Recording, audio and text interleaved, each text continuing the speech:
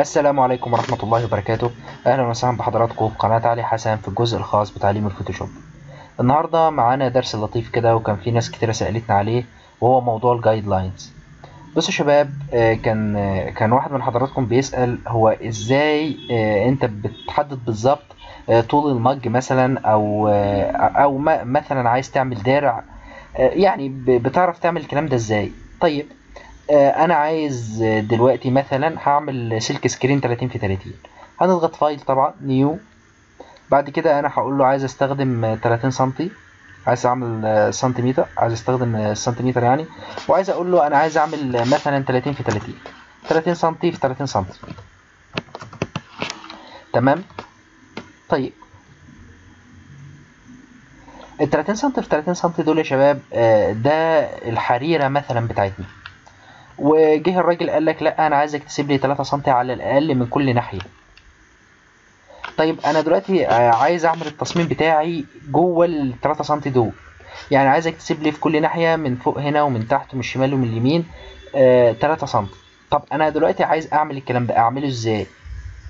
ببساطه شديده، وده موضوع الفيديو بتاعنا النهارده اللي هو الجايد لاينز. هنضغط فيو وبعد كده اعمل نيو جايد. هنا بيقول لك في فيرتيكال وهوريزونتال، احنا عايزين الاثنين. انا عايز مثلا اهوت، هقول له اعمل لي يا عم هوريزونتال الاول 3 سم اهو، وهقول له اوكي. هنا قال لي ادي ال 3 سم بتوعك اهم من فوق. طيب تعالى نعمل نيو جايد تاني، وعايزه فيرتيكال 3 سم، 3 سم. تمام. طيب كده يبقى هو عمل لي الفيرتيكال يعني الافقي والرأسي. طب انا عايز اعملهم تحت. حاجه من الاثنين يا جماعه، يا اما تبتدي في طريقه سهله جدا ان انت تاخد اداه السلكشن دي وتعمل هنا سيلكت كده،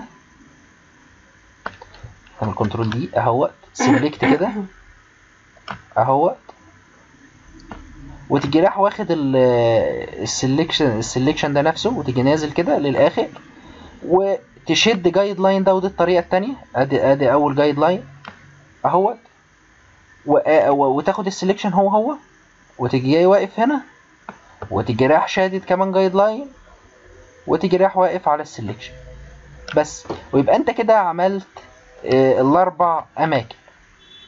طيب لو انا عارف الكلام ده، طب تعالوا نمسح الكلام ده من الاول ونعمله. هتيجي ضاغط على فيو، وهتبتدي تقول كلير جايد لاينز. كده كل الجايد لاينز راحت. طب انا عايز اعمل الكلام ده بس من الدايلوج بوكس اللي هو بتاع فيو ده، انا عارفه كله. هتضغط فيو وبعد كده هتقول له نيو جايد لاين. يلا نعمل ال 3 سم بتوعنا، ادي 3 سم اهو فيرتيكال. يلا نعمل 3 سم هوريزونتال، نيو جايد لاين هوريزونتال، ادي 3 سم، وهتقول له اوكي. طيب انا دلوقتي اللي تحت ده هعملهم ازاي؟ اللي تحت ده هتعمله ببساطه شديده، ما انت خلاص بقى انت عارف الابعاد بتاعتك اللي هو 30 سم في 30 سم. هتعمل نيو جايد لاين، وهتقول له هنا الفيرتيكال بتاعي 30 ناقص 3 كام؟ يعني 27 اهو بس. ادي الهوريزونتال اتعملت اهو. طب يلا نعمل بقى الفيرتيكال، نيو جايد لاين فيرتيكال، وهتقول له كام برضو؟ 27. خدوا بالكم يا شباب، هو شايفين الرولر دي او المسطره دي؟ الرولر دي بيعد من هنا، شايفين صفر، وبعد كده في هنا واحد، ادي اتنين، وبعد كده اربعه، ادي سته. الرولر دي انت ممكن تخليها زي ما انت عايز، ممكن تخليها بالبيكسل او بالانش او بالمليمتر او بالبوينت او بالبرسنت حتى لو انت عايز. طب افرض انا عايز اقسم الصفحه بتاعتي دي بالظبط قسمين متساويين بالظبط. انت ممكن تعمل جايد لاين ب 15. طب افرض انا ما اعرفش دلوقتي الابعاد الصفحه بتاعتي، او مش او عايز اريح دماغي، عايز اقول للفوتوشوب يعملها لي بالظبط. طيب هتدخل برضو على فيو، ادي نيو جايد لاين، بس المره دي بقى هقول له مثلا فيرتيكال اللي هو كده افقي، وهقول له 50%، 50 اهو في المية، وهقول له اوكي. كده عملها لك بالظبط اهوت رأسي، لا مؤاخذة، ادي عملها لك رأسي نص الصفحة بالظبط. طب يلا بينا نعمل كمان واحد. احنا عملنا فيرتيكال ولا هوريزونتال؟ ونعمل 50%، خلينا نعمل بقى فيرتيكال 50%.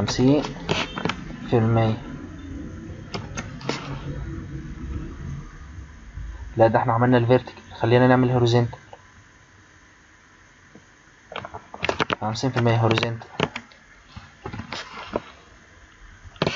طيب يبقى يا جماعة كده بالظبط اتقسمت لك كده بالظبط الورقة بتاعتك اتقسمت من هنا نص بالنص. تمام. انت ممكن مثلا لو انت عايز ترسم دايرة بالظبط، لو عايز ترسم دايرة، ترسم مربع، ترسم مثلث، هيبتدي هنا يعمل سناب على الشكل ده.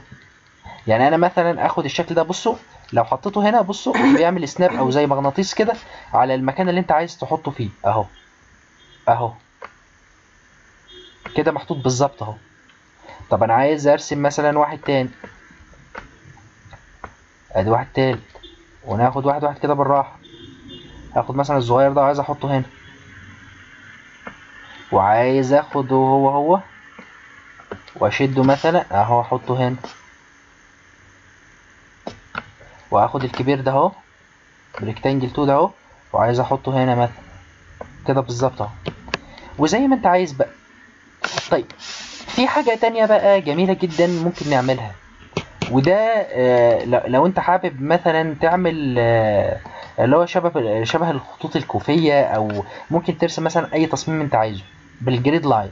يلا بينا نجربها كده. هنعمل فايل نيو، خليها ماشي 30 في 300 زي ما هي، ما فيش مشكلة. وهتبتدي تدخل فيو وتيجي رايح قايل له انت عايز يبقى من الفيو شو جريد. هنا الراجل عملها لك اهو، عمل الجريد بتاعتك. وبرضو يا شباب الجريد بتسناب. خلينا ناخد دي كده بتاعت اللي تحت اهو. شايفين يا جماعة الجريد دي برضو سناب اهي، بتسناب اهي، او بتعمل زي مغناطيس كده بتمسك فيها.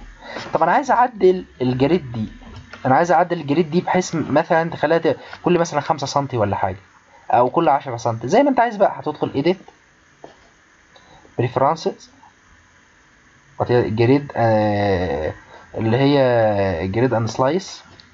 هنا الراجل بيقول لك عند الجريد دهوت انت عايزها كل قد ايه، كل قد ايه كام سنتي. انا عايزها مثلا كل 5 سم. طب السب ديفيجن انا مش عايز السب ديفيجنز خالص اهو، مش عايز سب ديفيجن خالص. انا عايز اللون بتاعها يا عم ماشي سب ديفيجن واحد انا ما عنديش مشكله. اللون بتاعها خليه ماجنتا كده. تمام. قلت له اوكي اهو بدأ يتعمل لك 5 سم. هنا مثلا لو انا عايز اعمل حاجه شبه كده واعملها بالظبط بقى كده، بقى ده 5 سم بالظبط اهو، بقى ادي 5 و5 و5 و5 يبقى هو 10 في 10. ولو طب تعالى نتاكد كده، هنعمل كنترول تي. شايفين بقى كده اهو، وتيجي راح واقف هنا وتقول له انا عايزه سنتيمتر، وهنا سنتيمتر. شايفين بقى 10 في 10 اهو. ده لو انت حابب النوع ده. طب افرض انا عايز في وسط السب ديفيجن دي يبقى هنا فيه 2 ديفيجن، او فيه يعني السب ديفيجن دي اللي هو التقسيمات الفرعيه. تعال نشوفها كده. هنضغط ايديت، نفس الموضوع ريفرنسز الجايد لاينز والجريد اهو. انا عايز 2 سب ديفيجن، ونغير اللون نخليه ازرق مثلا ونقول له اوكي. شايفين يا جماعه ايه اللي حصل؟ خدوا بالكم يا شباب، الاتنين سب ديفيجن ده ايه اللي حصل؟ كل مربع من ده اتقسم 2. يعني دلوقتي ده 5 سم، بقى الخط اللي في النص ده 2.5 وهنا 2.5. واخدين بالكم؟ فبقى المربع الكبير ده كام؟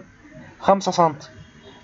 لو اخدت المربع ده كده بالظبط هتلاقي ده 5 سم في 2.5، يعني ده 2.5 وده 2.5.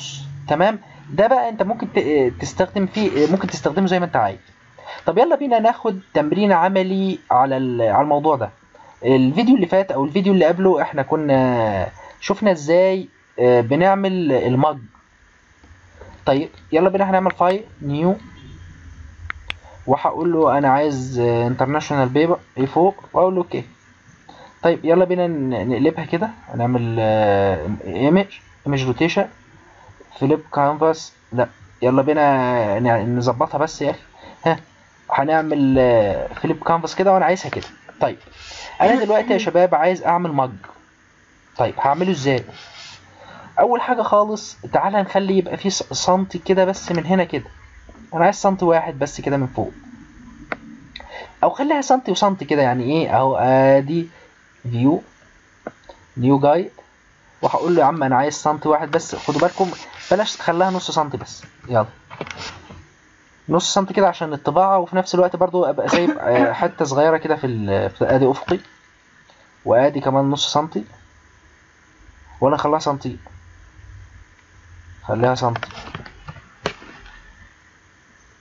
ادي سنتي، ادي كمان فيو نيو جايد لاين فيرتيكال سنتي.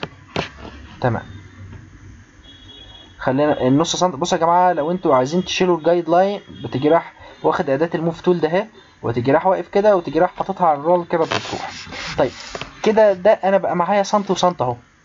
تعالى بقى بالطريقه بتاعتنا الجميله دي اهو، انا هقف هنا واجي راح واخد السلكشن بتاعه اهو، واجي راح واخد جايد لاين كمان اهو، وادي كمان جايد لاين. تمام تمام كده انا عملت الحواف او الهوامش مثلا بتاعه الطباعه، او حتى بتاعه المج نفسه، يعني سايب سنتي كده مفيش مشكله. طيب بعد كده بقى يلا بينا نعمل ال اسمها ايه، طول المج. طول المج يا جماعه اللي هو بيبقى محيط الدايره، وبتبقى تقريبا حوالي 25 سنتي او حاجه زي كده. طيب انا عايز دلوقتي 25 سنتي، اعمله ازاي؟ مفيش مشكله خالص اهو، ادي فيو نيو جايد. خدوا بالكم يا شباب ال 25 سم دي هتبقى كده، هتبقى من الناحيه دي للناحيه دي، او من الناحيه دي للناحيه دي. يعني انا عايز اقول له مثلا اديني عد لي من اول صفر هنا لحد 25 اللي هي هنا تقريبا. تمام، فيرتيكال اديني 25 سم اهو. بس خدوا بالكم ال 25 سم دول يعني مطروح منهم السنت ده، يعني هتبقى تقريبا 24 سم. اتفقنا؟ طيب وهنا دي هتبقى تقريبا اللي هو طول المج، الطول نفسه هيبقى كام؟ تقريبا 9 سم. فاحنا هنعمل فيو نيو جايد لاين وهنعمل 10 سم. ليه؟ عشان في سم هنا متشال اهو. فانا حيز العمل بتاعي هيبقى فين بقى يا جماعه؟ حيز العمل بتاعي هيبقى اهو، ادي حيز العمل بتاعي. لو جينا كده نعمل كنترول تي 9 سم اهوت، ادي الطول 24 سم زي ما احنا قلنا، وادي 9 سم اهو. خليها يا عم 9 سم بالظبط اهو، 9 سم بالظبط. يبقى ده حيز العمل بتاعي. وبعد كده بقى تجيب اللي انت عايزه بقى، يعني تجيب صورة بقى، تجيب حاجة تحط، تكتب حاجة. مثلا تعالى نكتب كده، تعالى اكتب هنا مثلا. خدوا بالكم يا شباب انت لو عملت كده يبقى هتكتب جوه جوه الريكتانجل ده، انا مش عايز كده. تعالى نكتب بره، هكتب مكبر شويه بقى مثلا، واكتب مثلا اهو fun to watch.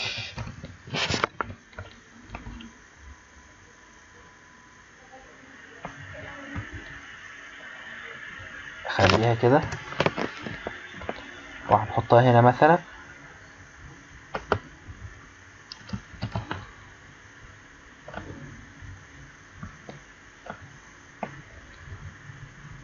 خلينا نشيل الريكتانجل خالص، انا مش عايز الريكتانجل اهوت. وبعد كده هكبر شويه المسافه ما بين الكلام. تمام، شويه كمان، ادي فونت واتش اهي. وهبتدي اعمل هنا اختار لها ستايل كده كويس كده مثلا. انتوا بقى يا جماعة انا عارف ان انتوا مبدعين. فونت واتش، ونجيب هنا مثلا اي صورة كده ونحطها عليها. طيب يا شباب انا دلوقتي جبت شوية صور اهو من على النت عادي خالص، سبونج بوب وفونت واتش، وده هيبقى شكل المج مثلا اللي هنطبعه. طيب اطبعه ازاي بقى؟ ببساطة شديدة هتضغط ايمج، بعد كده اهوت ايمج روتيشن، فليب كانفاس هوريزونتال، بس كده يا جماعة، ودي تبقى كده جاهزة للطباعة. انت ممكن تعمل هنا كمان تصميم وتطبعه لو انت عايز. طيب احنا كده يا شباب تقريبا جاوبنا على السؤال اللي هو بتاع الجايد لاينز والجريدز، وان شاء الله نشوفكم في فيديو قادم. ما تنسوناش من اللايك والشير والسبسكرايب.